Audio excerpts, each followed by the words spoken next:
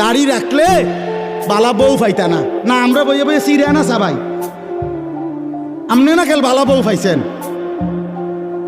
আমরা হুজুররা বসে বসে আপনি কি বনে না খাই উদা?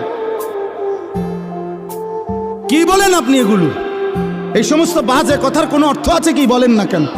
শয়তানের ধোঁকা ছাড়া আর কিচ্ছু না, নফসের ধোঁকা ছাড়া আর কিচ্ছু না।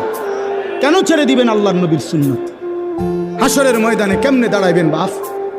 নবীজি সাল্লাল্লাহু আলাইহি সাল্লাম জিজ্ঞেস করবে, উম্মত 23টা বছরে আমি তোর কাছে ইসলাম বুঝাবার জন্য পিঠটা ঝাঁঝরা করে ফেলেছি তায়েফের পাথরের আঘাতে।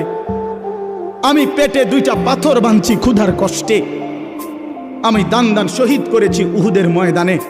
আমার এত কষ্ট, এত রক্ত, আমার এত চোখের পানি, আমার দিবারাত্রির এত কান্না, বিনিময়ে তুমি এটা কি নিয়ে আসলা?